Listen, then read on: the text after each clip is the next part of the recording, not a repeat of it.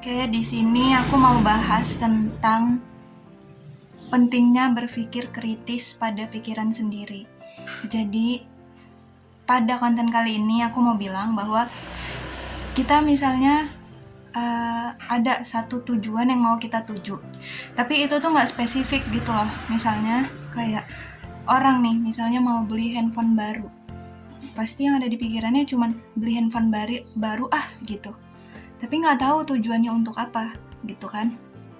Maksudnya pentingnya berpikir kritis pada pikiran sendiri supaya kita tahu dan kita merasa kita merasa tercukupi gitu dengan apa yang sudah kita terima, dengan apa yang sudah kita capai. Jadi dari situ kita tahu konsep hidup itu kayak seperti apa gitu, kayak gimana gitu. Misal deh, kalau misalnya ada orang nih, aku cerita yang emang biasa terjadi aja. Kadang-kadang orang tuh kayak pengen nikah gitu kan, tapi mereka tuh cuman stuck sampai situ aja gitu loh, pengetahuannya cuman ya udah dia mau nikah, habis nikah dia mau punya anak, sedangkan dia nggak tahu maksud tujuan dari menikah itu apa. Sehingga pas dia udah berumah tangga, dia bingung sendiri tuh dia mau ngapain, dia mau apa gitu. Nah terus, makanya pentingnya berpikir kritis pada pikiran sendiri. Jadi mulai sekarang, kita tuh harus memikirkan apa yang kita pikirkan. Ngerti nggak? Misalnya kita nih mau beli handphone, kayak tadi aku bilang gitu. Beli handphone baru tuh tujuannya untuk apa sih gitu. Mau dibuat apaan handphonenya gitu kan. Misalnya, apakah mungkin ada yang cuman buat pamer gitu, buat mencari kebahagiaan sementara dengan cara pamer, misalnya kayak gitu. Ya untuk apa gitu, karena ketika orang pamer misalnya dibilang wah gitu kan sama orang-orang sekitarnya gitu, dan ya orang itu kan tipenya bosenan gitu, setiap orang tuh tipenya bosenan gitu. Jadi orang-orang melihat dia punya handphone baru, wahnya ya cuma sebentar aja. Nah setelah dia pamer misalnya gitu, terus diwahin sama, dibilang wah gitu atau wow gitu, pokoknya dipuji-puji sama orang sekitarnya, dan ya itu nggak berlangsung lama. Ya mungkin dia pada saat dipuji-puji itu merasa bahagia gitu kan, tapi ya setelah itu dia akan merasa hampa lagi gitu, karena ya dia nggak tahu tujuannya untuk apa gitu. Tujuan sebenarnya beli handphone itu tuh untuk apa? Yang dia tahu ya cuma untuk pamer, untuk dia supaya senang gitu, dipuji. Padahal kan ya itu sifatnya sementara gitu. Jadi maksudnya untuk tujuan-tujuan duniawi gitu loh.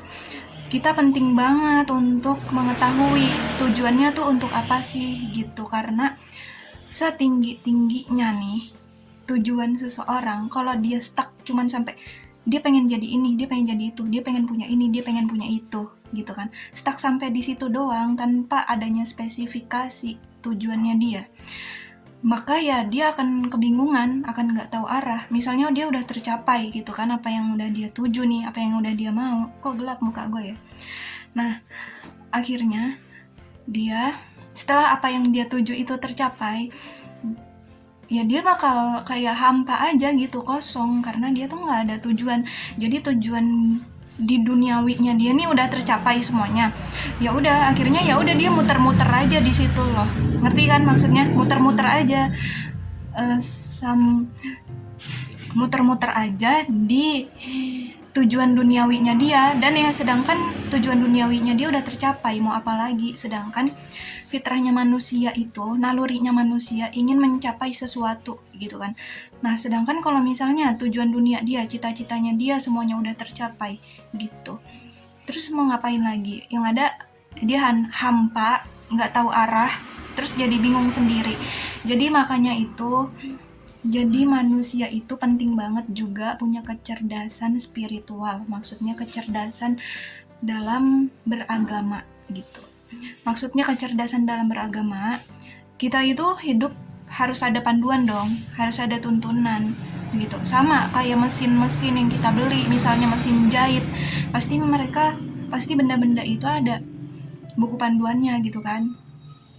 Gimana caranya supaya bisa berjalan dengan optimal nih mesinnya nih gitu, sama kayak kehidupan manusia juga gitu. Jadi makanya pentingnya ada buku panduan untuk manusia, misalnya kayak Al-Quran kayak gitu-gitu kan. Nah itu tuh untuk membimbing manusia, karena manusia itu punya akal dan pikiran. Setiap akal dan pikiran manusia itu beda-beda kan. Mereka punya, kalau tanpa aturan, tanpa adanya buku panduan nih, misalnya manusia cuman ngikutin akalnya doang, sedangkan akal manusia itu macem-macem gitu kan, beda-beda. Ya terus gimana mau satu jalan gitu, gimana mau bisa sepaham, maksudnya mau bisa satu tujuan gitu lah maksudnya. Makanya diadakannya buku panduan tersebut gitu. Jadi tujuan buku panduan untuk memandu, buku panduan manusia, pedoman manusia ya, untuk memandu manusia gitu, untuk mengarahkan manusia pada jalan yang sebenarnya gitu. Jadi maksudnya dia punya kehidupan, ya kehidupan dia menjalaninya nggak dengan kehampaan tapi dengan tujuan.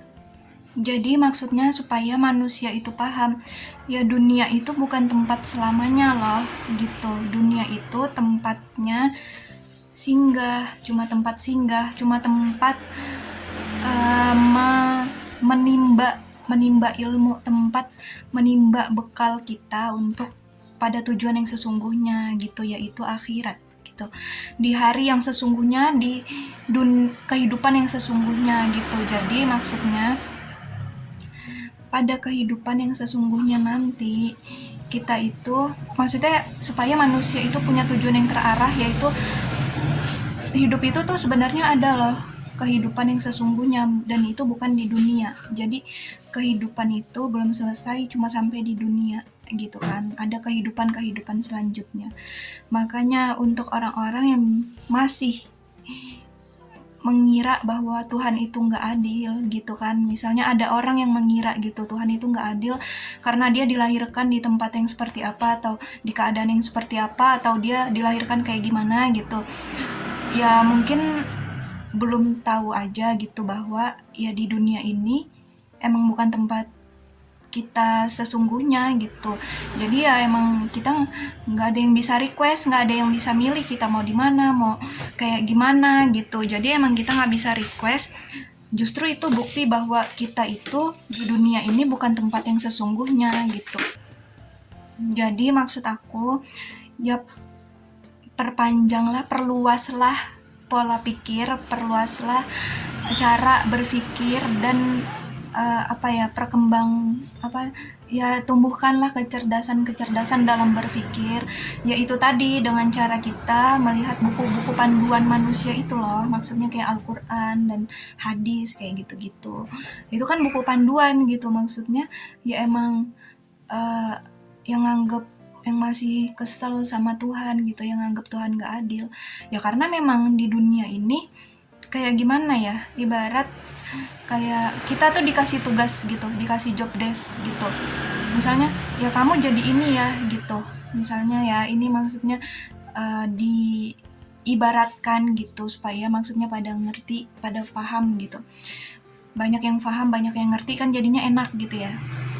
Nah misalnya ibarat manusia, kamu ntar jadi ini ya, kamu ntar jadi itu gitu ya, karena maksudnya itu tuh cuman kayak di dunia ini tuh cuman kayak apa ya, senda gurau, dibilang senda gurau juga ya, emang di dunia ini tuh tempat senda gurau tapi bukan untuk dibercandain gitu, paham kan maksudnya? Ya tetap kita ngejalaninnya dengan maksimal, dengan serius, tapi ya ingat bahwa di dunia ini tuh bukan tempat selamanya, maksudnya di dunia ini tuh bukan tempat selamanya. Jadi ya jalaninnya, maksudnya ya kita tahu bahwa kita tuh punya Tuhan, kita tuh punya pedoman hidup yang mana itu adalah menjadi patokan kita gitu untuk hidup gitu. Jadi maksudnya kita tuh nggak kemana-mana, kita fokusnya sama pedoman hidup kita gitu. Karena ketika orang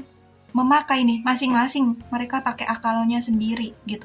Ya nggak akan ketemu karena setiap orang akalnya beda-beda gitu, cara pandangnya beda-beda, dan pasti mereka lebih condong pada apa yang menguntungkan diri mereka gitu. Sedangkan pada pedoman hidup manusia yang sesungguhnya, yaitu akan sangat-sangat adil, akan sangat-sangat bijaksana gitu isinya gitu. Jadi ya kecerdasan spiritual, kecerdasan beragama itu jadi sangat penting banget untuk mengarahkan hidup kita supaya nggak hampa kayak gitu.